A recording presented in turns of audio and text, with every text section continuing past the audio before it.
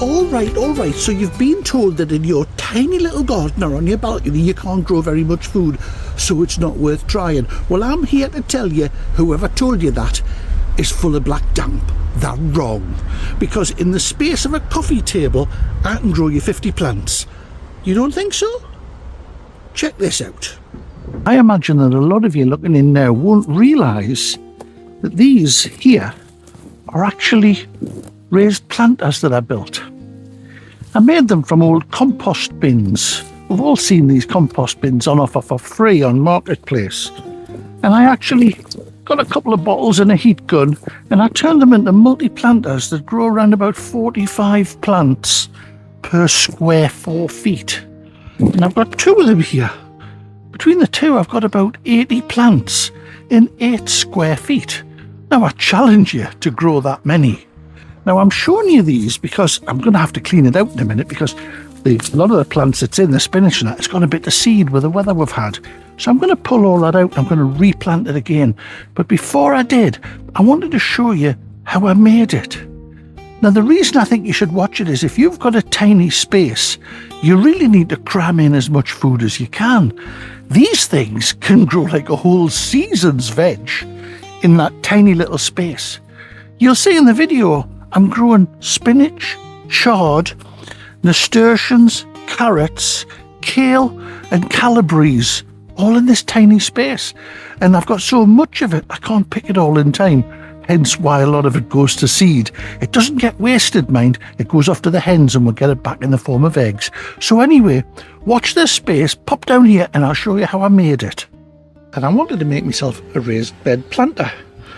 So I took the old composter, measured it out around here, drilled a hole with my trusty Black & Decker, other drills are available, and then sliced along here. I started off with a sharp knife, but it was a right pain in the backside, so I changed over to a jigsaw.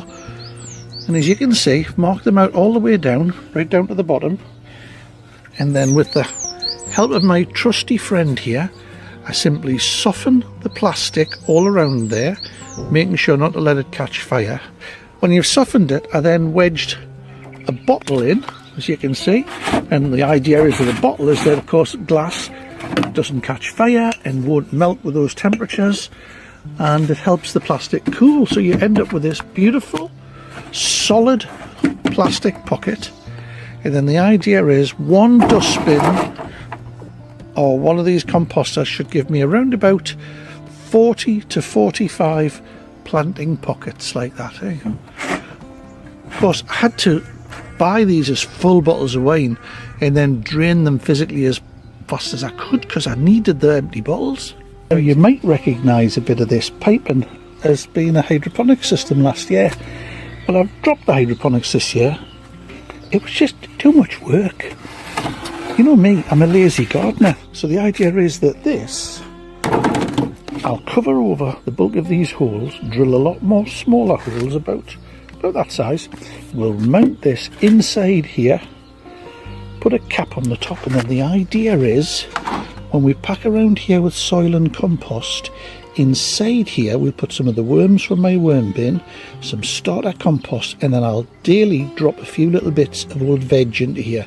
So the idea is the worm farm that develops in there produces compost. The worms go backwards and forwards through the holes, taking the compost out into where the plants are, and then the plants that are hanging all around these outsides get not only moisture, but they also get daily feed of the best worm compost you can get. Although this is upside down, you can see now that I'm putting a little bit of old decking in the bottom. Now that's simply so that when this sits flat down flush with the soil, the compost and the soil that I put inside the bin will sit on top of this timber and will press the whole thing down to the earth. The reason I'm doing this is because this has chamfered sides and I don't want it creeping up off all of my compost. So you can see looking down the inside of it now, that's the bottom there. So on my soil, because I've got moles, I've put cardboard down as a weed suppressant first, and then I've put wire down, and then I'll sit this on top of all of that, and the post with the worm farm will just freestand in the middle of there. So I think you can see it there now. You get the idea that the pipe goes down the middle with a worm farm in the middle of it producing liquid compost. The compost soaks through the holes out into the main green tub that feeds all the plants that are tucked into those pockets. Simples. See, there's the cardboard on the bottom, there's the mole wire, and then there's the planter, complete with the worm farm in the middle. Now I've put in a tube that I'll bury the whole thing. Then I've created a reservoir here, and then the intention is that this cloth that's in here will wick the water out, and if I bury that in the soil and the compost, it will slowly feed all the plants that's buried right down the bottom of the container with water just as much as the ones that's at the top get. So we'll pop it in and see what it looks like. So there you are, it's in, and it's now filled with compost, and you can see here the worm farm, which will be down there all the way to the bottom, and I reckon I can comfortably get about, I don't know, 30 odd plants in there, maybe more with a few on the top. As you can see, here's the finished product now. There's the old compost bin underneath, you can see how I cut the holes into it, and there's the plants growing out of the holes. So on the bottom we've got nasturtium, and then we've got some lovely rainbow chard, and then we've got beautiful spinach, and then we've got carrots in the top. Now that takes up 1 square metre of space, which normally you'd get about 4 or maybe 5 plants. Now I've got 48, so that's not bad. Now looking next to it, there's the other one, and same again, look, you can have a look. The old compost bin on the bottom, drilled a few holes in it, and now look at it, it's actually a tower of Calabrese. Now Calabrese, if you know it, gives you lovely little florets, but what a lot of people don't realise is that the leaves themselves are absolutely sweet and full of flavour. Now again, I've got 42 plants in a square metre there. Now that can't be bad either, can it?